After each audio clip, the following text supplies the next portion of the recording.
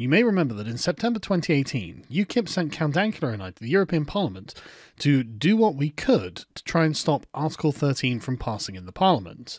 Well, we gave talks, we spoke to MEPs, and we failed. And that was just one of a series of votes that was going to happen. And it was around this time that YouTube finally woke up to the danger that Article 13 posed to their platform, and actually started to talk about it.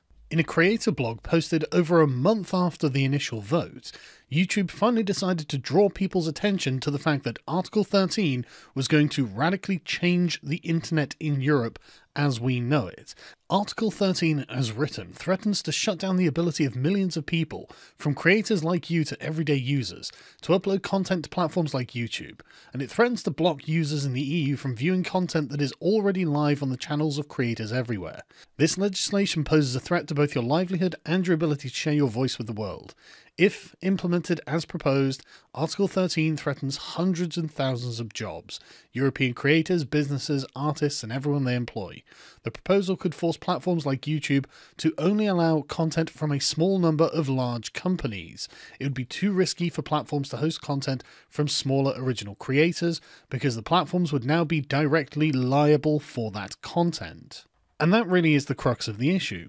What the European Union is trying to do is change the burden of responsibility for the person who posts copyrighted content to be liable for any copyright that they infringe, and transfer that to the platform itself that is hosting the content. What this means is that if I infringe someone else's copyright while posting to my channel, then I am responsible for that copyright infringement, and the person who owns the copyright needs to sue me personally for posting it. The European Union would like to change that so that person would then instead be forced to sue YouTube. Now you might think, well, hey, that sounds fantastic, this is going to prevent me from being sued. But no, you would be wrong. It's going to force any social media company to have to take adequate protection against being sued from actions taken by the users. Now that means upload filters. And the European Union is well aware of that. Article 13 refers to Article 13 of the Directive of the European Parliament and of the Council on Copyright in the Digital Market. And this is it in its entirety.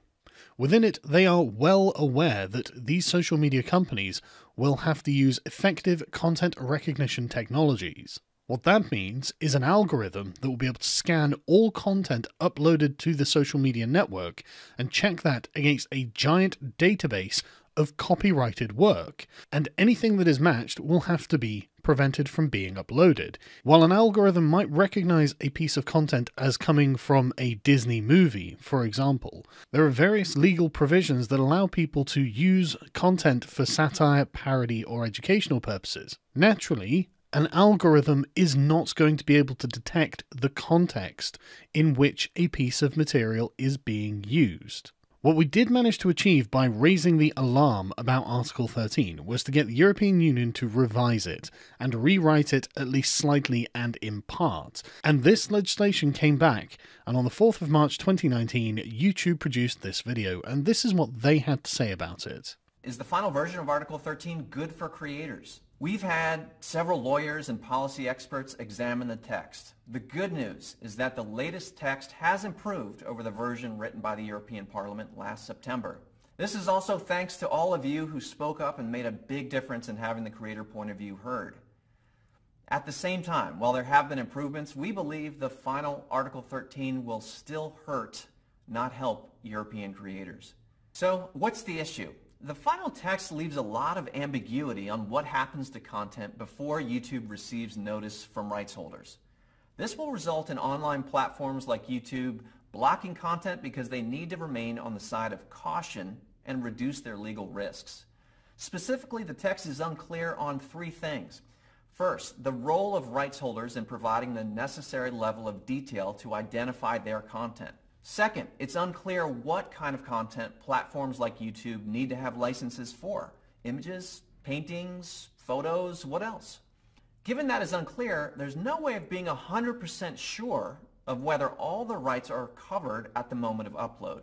And lastly, it's unclear if there are any new legal responsibilities for creators. So, not good news then. And one of the main problems really is that this isn't actually law in and of itself. This is actually a directive to the constituent member states of the European Union to create these laws themselves.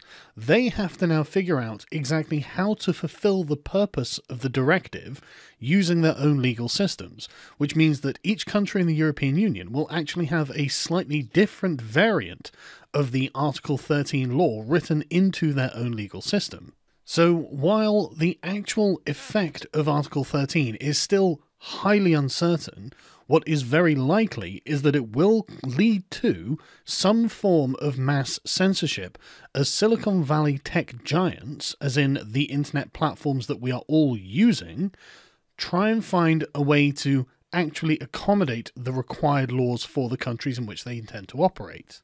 As we saw from YouTube themselves, they are not particularly optimistic about how flexible this is going to be. They seem to think that it's going to cause a great deal of censorship themselves. And if you're wondering what this is all about, you can always just go and look at Guy Verhofstadt's Twitter feed, because he has a habit of revealing the actual reasons that the European Union does anything.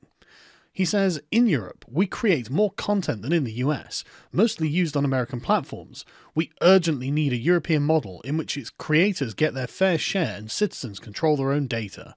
Put simply, this is part of a giant power struggle between the European Union and Silicon Valley, and I don't think that continent-wide censorship is going to leave the victor many spoils, especially when this threatens the ability of creators that Guy Verhofstadt seemingly is so interested in protecting. But the worst thing about all of this is that there is an article going around that is claiming that Article 13 has passed because Swedish MEPs accidentally pushed the wrong voting button. According to boingboing.net, the European Parliament voted to pass the whole copyright directive without a debate on Articles 11 and 13 by a margin of 5 votes. But actually, a group of Swedish MEPs were revealed that they have pressed the wrong button and have asked to have the record corrected. They have issued a statement saying they intended to open a debate on amendments to the directive so they could help vote down Articles 13 and 11, adding that they had intended to vote the other way to the record does not change the vote, and there is no method of recourse or altering your decision after the vote has been cast. But I know what you're thinking. You're thinking, well, have you seen them vote in the European Union? It's a remarkably quick process. In fact, I'll show you the whole thing. A roll call vote. The vote is now open.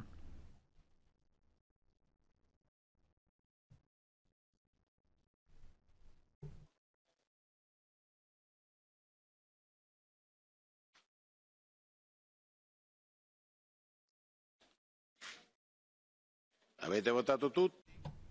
Have you all voted? The vote is now closed.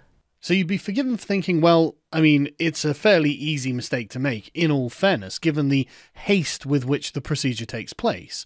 Except, I think this might be total bullshit, and the Swedish MEPs are lying in order to cover their arses from the backlash that they are going to get from signing into the law mass censorship of the internet. 2 days before, TechDirt were reporting that Swedish MEPs had announced their support for Article 13 after demonstrating their total ignorance of what it actually entails. I see before me a mechanism being developed that doesn't exist today, where we now have recognition technology but no appeals process. In the future, it should become second nature for platforms to examine whether content is satirical so it can be reposted quickly. That means it's about recognition becoming a two-stage process where today it's only one. That way it becomes easier to make judgments. Now, at this point, you might be thinking to yourself, well, that's wildly optimistic. These people sound out of touch, like they don't understand the internet or Silicon Valley in the slightest, and you would be right. That is wildly optimistic and is never going to happen, as this Swedish MEP envisaged. But Axel Voss, the man who's behind Article 13, is very pleased that this passed, as you might imagine. You have a lot of frustrated young people. You're having them still in a situation probably totally frustrated. And this is something I would say this is not necessary. And this message I would like to send out and saying everything what they have in mind, what might now happen, or that we are breaking the internet. This is not true. We are just trying to balance the situation better and to get the platforms in a better, or oblige them to remunerate more fair than what they are doing now. And this is the intention of Article 13, and we are not intending to breaking the internet or getting rid of YouTube or whatever all these strange ideas are. Well, that's very reassuring. I mean, if they don't intend it to happen, nothing has ever had an unintentional consequence before, so we know it's not going to happen, because Axel Voss clearly knows exactly what he's talking about. But it's weird that he said, getting rid of YouTube. Who was saying anything about getting rid of YouTube? Oh, wait. Axel Voss was saying stuff about getting rid of YouTube. He said that about 2 weeks ago, in fact. Axel Voss says maybe YouTube shouldn't exist. If you have a massive platform like YouTube, you will have to use a technological solution. Everyone has these obligations. They have created a business model with the property of other people, on copyright-protected works. If the intention of the platform is to give people access to copyright-protected works, then we have to think about whether this kind of business should exist. That is the most backwards interpretation of what YouTube is that I have ever seen, but it is definitely something that has come from the mind of someone who I would describe as a technocrat, someone who looks from the top of the system down rather than from the bottom of the system and up, because YouTube is a platform on which small copyright holders, as in people who create individual videos by just recording themselves in their living room, can publish these to the wider world. It gives people easy access to the market. While the European Union, I'm sure, doesn't intend to hurt creators, it obviously doesn't care that much if that's an unexpected byproduct, because who knows what the consequences of this are actually going to be? Who knows how Silicon Valley will react? It is Silicon Valley versus the European Union, which is fighting on behalf of the giant record labels of Europe. This is billionaires fighting billionaires, and we are all going to suffer for it.